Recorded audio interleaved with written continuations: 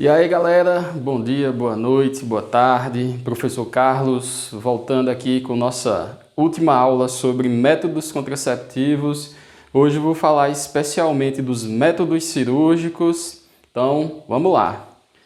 Primeiro, essa é a quarta parte dos métodos contraceptivos. Já falamos sobre métodos hormonais, métodos de emergência, anticoncepção de emergência, métodos de barreira, DIU, métodos comportamentais, LAN, que é o método da lactação. Se você não assistiu essas aulas, estão todas aqui no canal, nas outras aulas. Chegamos nos últimos métodos, que são os métodos de barreira. Lembrando que existem mais métodos, esses aqui são os métodos que são liberados pelo SUS ou que são de fácil acesso, beleza?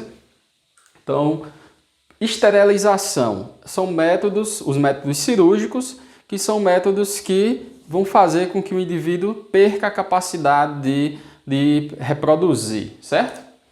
Então, nós temos dois, tá ali, ó, laqueadura ou ligadura tubária, isso, claro, para as mulheres, é uma cirurgia feita no útero, onde vai bloquear a passagem do espermatozoide e do óvulo, fazendo um bloqueio lá no canal, nas tubas uterinas, que é um canal, na verdade, é um tubo.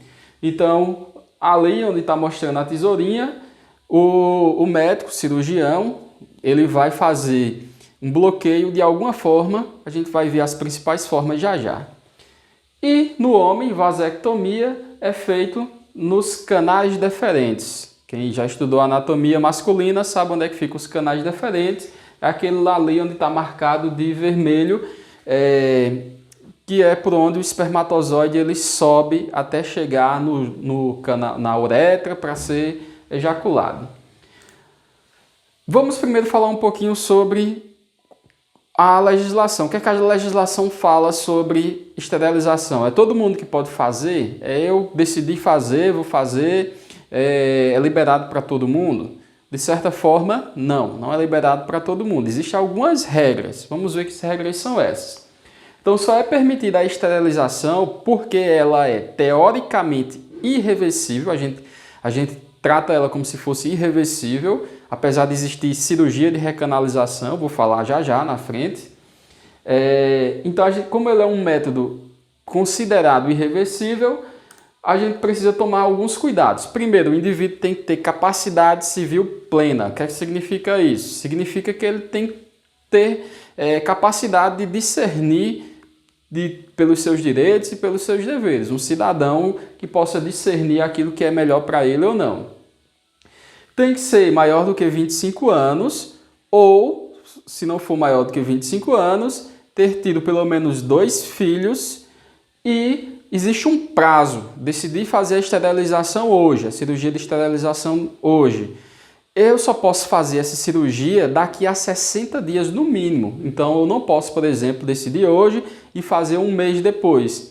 Porque durante esses 60 dias, o profissional de saúde, os profissionais de saúde, a equipe que acompanha esse paciente precisa esclarecer todos os aspectos que estão envolvidos no processo de esterilização, da cirurgia, o tratamento, as consequências. Então tem que ficar tudo claro para que se o paciente quiser desistir ou não, ele possa ter uma base para tomar sua decisão, certo? Então o objetivo é sempre desencorajar cirurgias, que o nome já diz, uma cirurgia, quer dizer, falou em cirurgia, a gente já traz riscos, toda cirurgia tem seus riscos, apesar de que aqui na vasectomia e na própria laqueadura os riscos não são tão altos, mas por ser uma cirurgia existem riscos. Então tem que ter o prazo mínimo de 60 dias, desde quando eu decidi fazer a cirurgia, marquei com o meu médico, até o dia da cirurgia, no mínimo.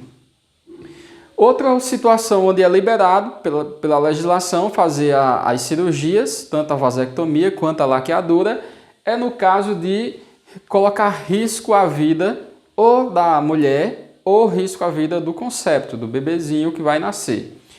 Que iria nascer no caso. Sendo que esse risco à vida de um dos dois, a mulher ou o concepto, ele tem que ser cadastrado, registrado, na verdade, oficializado por no mínimo 2 médicos. Então, 2 médicos eles precisam assinar como testemunhas de que tem um risco para a mulher ou para a criança, certo? Ainda a legislação diz que o consentimento em casos de casais, seja oficialmente ou não, é necessário que os dois cônjuges, tanto o homem quanto a mulher, tanto a mulher como outra mulher, ou tanto o homem quanto o outro homem, ou seja, ambos os cônjuges, eles precisam assinar autorização. Eles precisam autorizar, essa autorização ela é oficial, precisa assinar, mas precisa dos dois autorizarem a esterilização. Vamos começar com a laqueadura, falar primeiro sobre a laqueadura. A laqueadura, a legislação já traz também que ela não pode ser feita durante o parto, nem durante o aborto e nem no período pós-parto e pós-aborto, até 42 dias depois. Então, essa medida da lei, ela é para desestimular as cirurgias cesarianas. Por quê? A rede privada acontecia muito alguns anos atrás, ainda acontece, mas já vem diminuindo. Uma das causas é essa lei. Mas a rede privada, ela incentivava a mulher a fazer cesarianas, a fazer laqueadura e cesarianas e cobrava, por exemplo, o preço de 2 cirurgias em uma só e estimulava as mulheres a fazer um parto cesáreo já para na hora do parto fazer a laqueadura. Outro motivo é porque durante o processo do parto, durante o trabalho de parto, durante todo o período que envolve o parto, a mulher ela não tem todas as suas capacidades mentais para decidir se ela vai querer deixar de ter filho para sempre ou não. Então ela precisa decidir isso em um momento mais oportuno. Isso é mais um motivo, certo? Então tá aí a imagem da laqueadura. Um dos tipos, essa daí é a salpingectomia, que retira um pedacinho da tuba uterina. A gente tem 2 nomes para a tuba, eu já falei lá na aula de anatomia da mulher. Tuba uterina e trompas de falópio. Trompas de falópio era o nome antigo, mas a cirurgia e a laqueadura em si é fazer uma interrupção de alguma forma da passagem do óvulo ou do espermatozoide. Nesse caso aqui, a interrupção é cortando um pedacinho das trompas.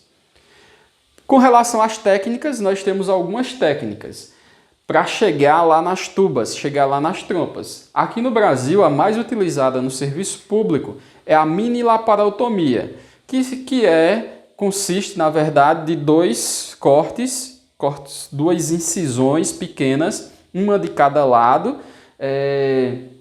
de mais ou menos 3 centímetros, 3 a 5 centímetros, pequenininha, leva no máximo 3 pontos, 4 pontos, retira a tuba para fora, faz o corte, faz a salpingectomia, coloca para dentro de novo e sutura. Essa daqui é a mais utilizada no Brasil. Ainda pode ser feito um bloqueio com grampos, pode ser feito um bloqueio com a eletrocoagulação, grampo, anel de silicone. Então existem outros métodos que é só, por exemplo, fechar a tuba em vez de cortar. Temos a colpotomia. A colpotomia é uma forma de acesso diferente. Enquanto a laparotomia, a mini laparotomia é pela frente, 2 cortezinhos na região acima dos pelos pubianos, essa região acima da região pubiana. Essa colpotomia, ela é um acesso pelas vias, pela frente do útero ou por trás do útero. Então ela pode ser anterior ou pode ser posterior. Geralmente acesso pelo canal vaginal. Laparoscopia transumbilical, ou seja, uma laparoscopia pela região do umbigo. É colocado câmera, é colocado os materiais que vai se realizar a cirurgia por pequenos orifícios na região abdominal. Essa daqui ela tem as suas vantagens por ser menos invasiva, tem uma recuperação maior e ela é muito mais utilizada na Europa e Estados Unidos por custar mais caro. ela é mais especializada. Então nós temos alguns tipos de oclusão, como eu já falei. O primeiro tipo de oclusão da tuba é por salpingectomia, que é o corte na tuba uterina, tira um pedacinho da tuba uterina e sutura dos dois lados. Ou por grampo, vai colocar um grampo, esse agride menos, ou por anel, também agride menos a tuba uterina. Ou por eletrocoagulação, e aí utilizando o bisturi elétrico, faz uma eletrocoagulação. Como eu falei antes, nós podemos reverter a cirurgia de laqueadura. Essa reversão ela é uma mini cirurgia, porém essa reversão ela é difícil. Ela é difícil e ela traz algumas complicações. Além de ser cara, ela não é acessível a toda mulher pelo custo. Então, como a tuba uterina ela é um tubo, um canalículo muito fino, a cirurgia é uma microcirurgia de difícil realização e mesmo assim, quando consegue recanalizar, ainda existe um risco alto de gravidez ectópica. A gente vai discutir gravidez ectópica nas futuras aulas. Mas, adiantando um pouquinho, é uma gravidez fora do útero, fora do endométrio e, no caso, aqui, principalmente uma gravidez tubária, pode causar uma gravidez tubária, onde é uma gravidez de alto risco, coloca em risco a vida da mãe e, com certeza, a vida do concepto. Chegamos na vasectomia. A vasectomia é muito mais simples do que a laqueadura, mas ela tem a mesma, como é que se diz, mesma linha de tratamento. Também é um corte ou uma obstrução dos ductos deferentes. Os testículos, eles produzem o espermatozoide e enviam para uma bolsinha, mais ou menos uma bolsinha, não é realmente uma bolsinha, mas é um pequeno reservatório chamado de epidídimo. Os espermatozoides amadurecem lá no epidídimo e do epidídimo eles sobem pelo o ducto deferente. É nesse ducto deferente que vai ser feito o corte ou a obstrução para evitar que os espermatozoides eles subam, certo? Então, essa ligadura é feita nos ductos deferentes, como eu acabei de falar, tem por objetivo impedir o fluxo dos espermatozoides e pode ser realizada em ambulatório com anestesia local. Essa é a grande vantagem em cima da laqueadura. O tempo de recuperação é outro, então não precisa de um centro cirúrgico para fazer um pequeno cortezinho no saco escrotal, puxar o ducto para fora, cortar e colocar ele para dentro de novo, depois, é claro, de ter feito a eletrocoagulação, a hemostasia. Temos ainda que a vasectomia, um mito muito grande, a vasectomia ela não altera a função sexual do homem. Ela não altera a função sexual do homem, ela não diminui a libido, ela não altera a libido e ela não muda a consistência do esperma, a consistência macroscópica. Ela muda a consistência microscópica.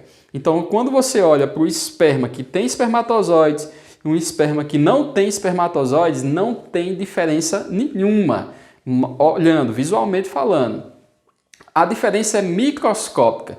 Então, você não tem como ver espermatozoides, porque eles são microscópicos. Você não tem como ver espermatozoides a olho nu. Faça o teste. Pega um esperma, você que é homem, pegue seu esperma e olhe e veja se você vê os espermatozoides nadando lá no seu esperma. Você que é mulher também, pega o espermatozoide do seu crush, do seu marido, de quem for, e olhe lá se você vê. Não vê. Então não tem alteração nenhuma na consistência, não tem alteração nenhuma no esperma. Recomendações importantes sobre a vasectomia. Então, fez a vasectomia, quais são os cuidados que a gente precisa ter? Primeiro cuidado, fazer o espermograma. O espermograma é um exame que vai detectar se ainda existem espermatozoides dentro do esperma. Ele é um exame laboratorial, onde vai fazer a contagem de espermatozoides, ver se tem espermatozoides passando ainda ou espermatozoides que sobraram nos ductos ou nas vesículas durante todo o trajeto que passa o espermatozoide. Então as relações elas só devem ser liberadas depois que o espermograma ele dá que não apareceu o espermatozoide, que a gente chama de azoospermia. Esse exame, esse espermograma, ele pode ser feito até 3 meses depois da cirurgia. Passou 3 meses depois da cirurgia, pode ser feito qualquer época. um ano depois, 2 anos depois, é claro que o homem vai ser difícil de conseguir ficar 3 meses, 4 meses, 5 meses sem ter relações sexuais.